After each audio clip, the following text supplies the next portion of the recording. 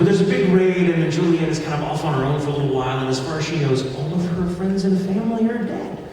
And she's Brina, who's such a phenomenal actress to direct, but I love messing with her because we have that kind of relationship. We prank each other all the time. Well, she usually pranks me, and I try to get her back, but you see how that goes. It's very much like Spice and Wolf, like that's just us in real life without the romantic angle, because that's ew. I mean, not, she's beautiful, I'm shut up now. So she was in the booth doing this long monologue where she's talking to herself about everything that's happened and where she's going to go from here, and is everyone dead and she doesn't know, and she gave a really great take on it, and I thought, pretty sweet, let's get one more, but I just want to tell you, everybody's dead, like the show takes a total turn, I'm so sorry, but like everyone's dead, like she's like, oh my god, even Conrad, even William, she's like, oh my god, okay, let's do another take, and she's like, and she does this take, and it's beautiful, it's what we went with, and when it was over, she's like, oh, and I'm like, they're alive!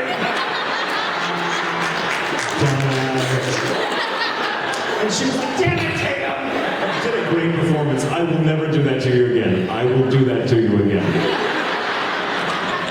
So yeah, thank you for bringing up Romeo and Juliet. I have very, very fond memories. Yes, you, blue shirt, and then you have like a bandana. You kind of just touched on it, but what was it like working on Spice and Wolf? So, Brina and I have worked together for years, and not only do we go way back, but she also directed me in my first real lead role. She was the director of Shirley, I guess.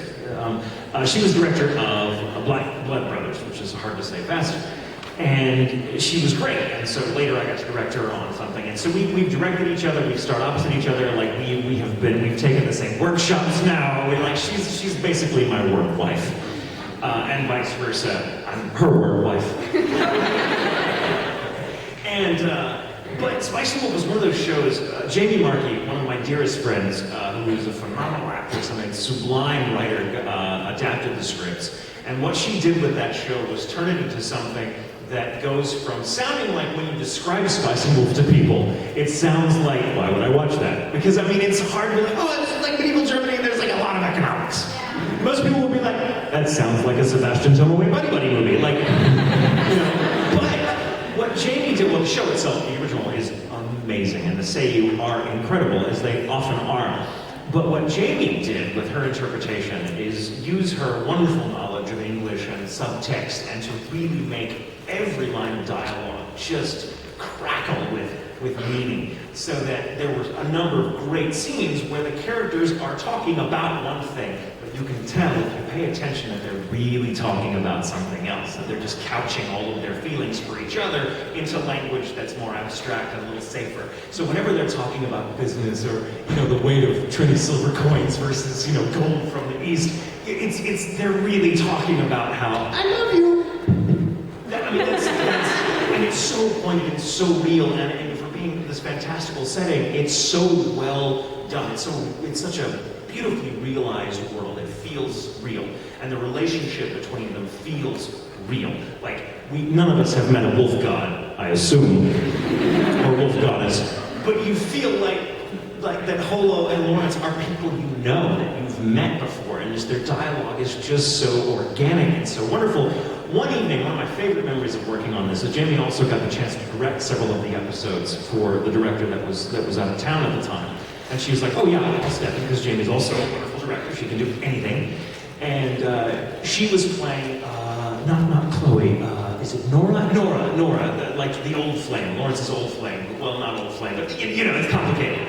And they have this wonderful scene where they're kind of catching up for the first time. Lawrence has been away, and he's like, hey, how's it going? You've gotten so big, how's it going? And she's talking about how she wants to sell one day, and open a shop, and he's talking about kind of the same thing. And it's, again, this wonderful subtext, like they're talking about their plans for the future in terms of business and what they're going to do and how they're going to be successful, but they're really talking about, we make a pretty odd couple, just saying.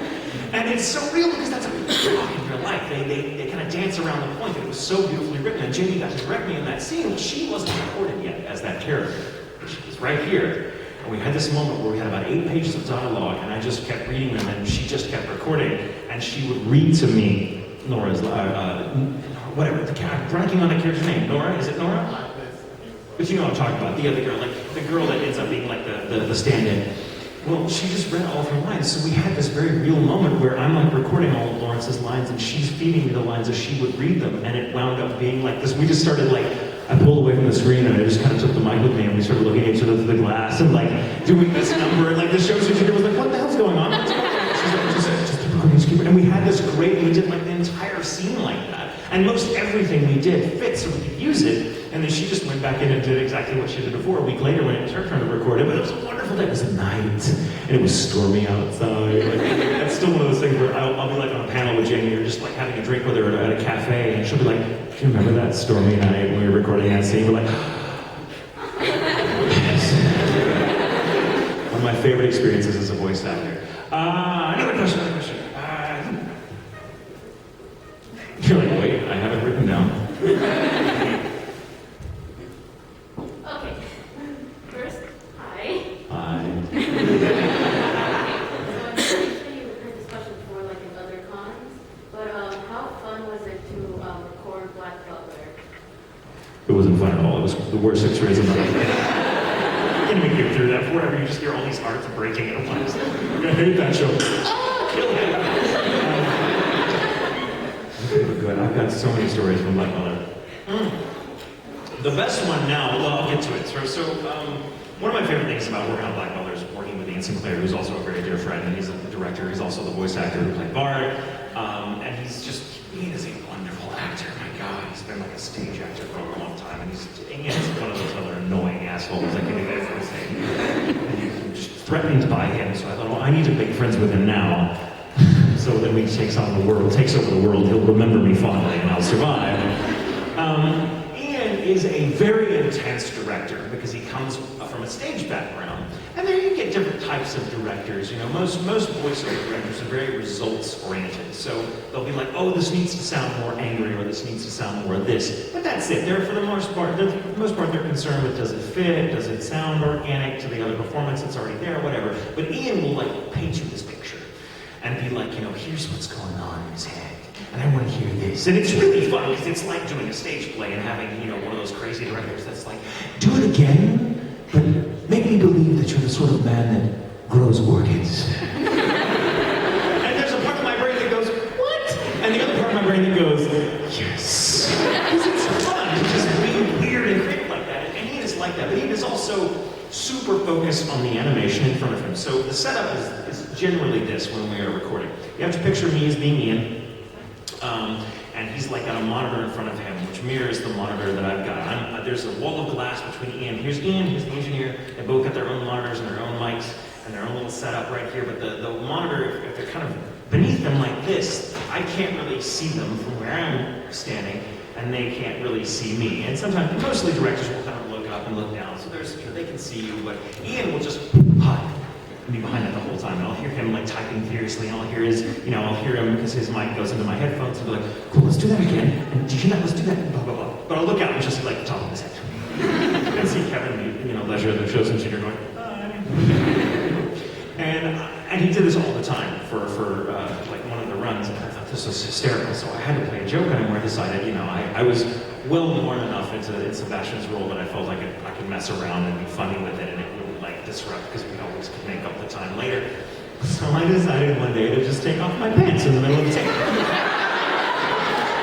Actually, it took me about 3 takes to do, because I'm like, I would just do it while we're recording. And I had like silk, like boxer, like black silk boxer shorts with yeah, just picture that, will you? And it's like, oh, like they're just boxer shorts, right? And they had like skull and crossbones on them, so they seemed appropriate to the show. So I'm like in the middle of a take and just like, zip, ruffle.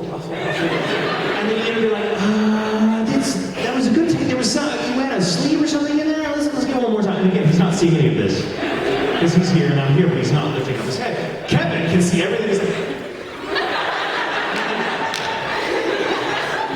and Kevin's like, I don't know what's going on here. Please let that be all you take. I can just tell from his eyes, you know. Like, and I'm like, I got this. I just want to see if Senpai will notice me. Takes later, like we finally, you know, my pants are all the way off, and I'm just standing there in just my shirt and my boxers, my really cool badass boxers. I'm thinking any moment now, Ian is gonna lift up his head and see me standing standing right there, because you can see floor to ceiling if you were just to lift up a shirt. You would see me standing there in my boxers and my pale legs just glowing like I'm seeing elbow spires on off of my thighs. And, you know, but he never does. And so I'm in the booth for 3 hours. And it's cold. And I have to go to the bathroom. Yeah, okay, cool. I walk right by him, and he's so focused on the time board and everything else, and I just walk by him, and Kevin's just like... And now I'm just walking around the halls of Funimation in my boxers. Mike McFarlane saw me down the hall going, what the hell are you on? We're recording Black